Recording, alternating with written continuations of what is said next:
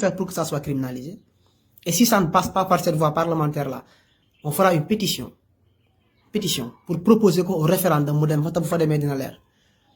Des valeurs comme le même avortement qu'on a signé ailleurs, protocole de Maputo, Nations Unies, etc. Parce que nous voyons ce qui se fait à travers li ñuy bind ci rapport yi li ñuy wax ci médias yi li ñuy wax ci tey di ko gis sur le Sénégal ñu ngi koy gis ñu ngi koy lire ñu ngi koy analyser xam nañ ko.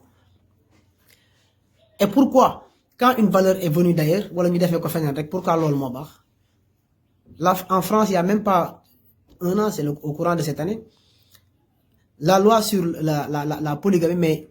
la France a durci cette loi. Yamu ci ñu ne interdire nañ ko en France mais dañoo yegg ci ne tout émigré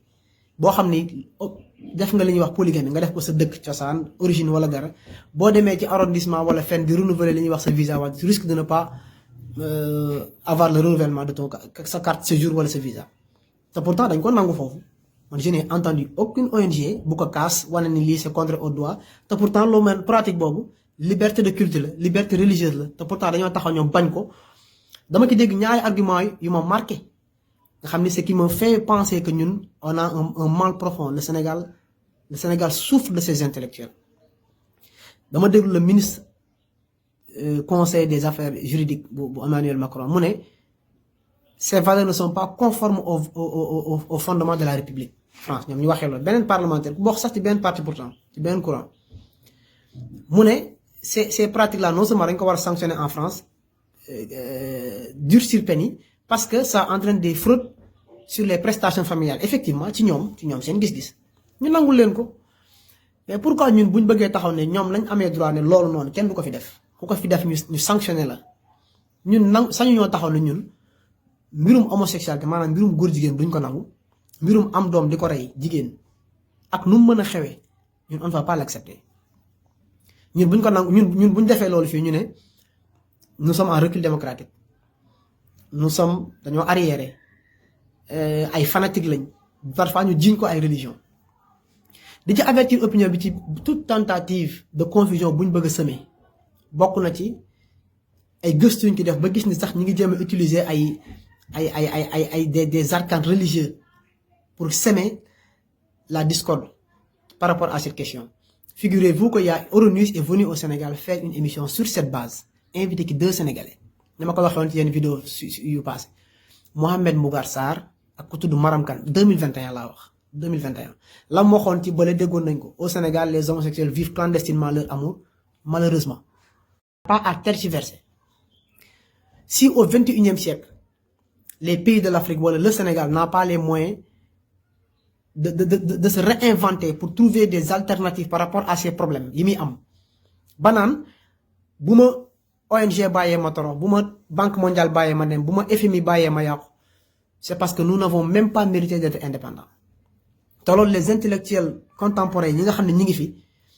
ñoom war nañoo am une capacité de réinvention pour montrer que dans ce pays wala dans nos pays si on arrêtait la corruption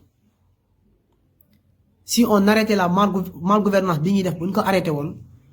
jaarale yëfi ci yoon les ressources naturelles là ñu mettre ko à la disposition des peuples on n'aurait pas des problèmes de financement de nos projets de développement. Et dans le monde je défie quiconque intellectuel ñoom ñëpp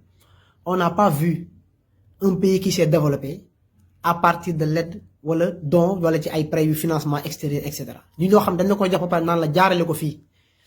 rawatina ba pare naan la melal nii duñ yem ki nar a jaarale ko fii dañ naan la jaarale ko fii ba pare ne la yow melal nii xalaatal nii gisal nii des na wax nag ba lu ne am ci lu ne. On a vu Sidiki Kaba, il a été président de FIDH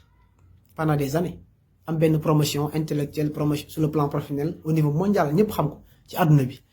pour avoir défendu la cause homosexuelle. Les vidéos sont là sur TV5 France 24 ñeneen ak ñeneen ñi ngi fi ñu leen woowee ay droits de l'homme ñu koy défendre ses positions di ci am ay financement di ci dérouler seeni activité am seeni bureau def consultance et cetera kon des na wax ba am ci teraanga àdduna waaye des na wax it ba yàqu ci te ni ma ko waxee ñun duñ baax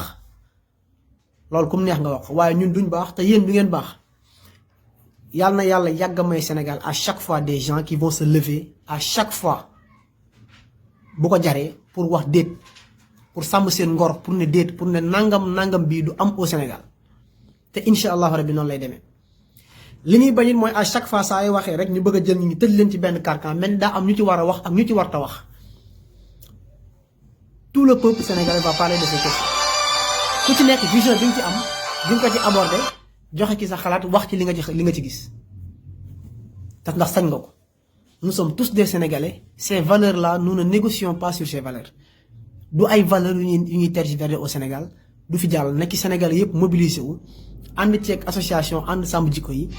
ak tous les Sénégalais yi nga xam ne mbir moom intéressé na leen ngir ñu taxaw xeex ko. jàppale ci association ànd sàmm jikko yi pour que loi bi jàll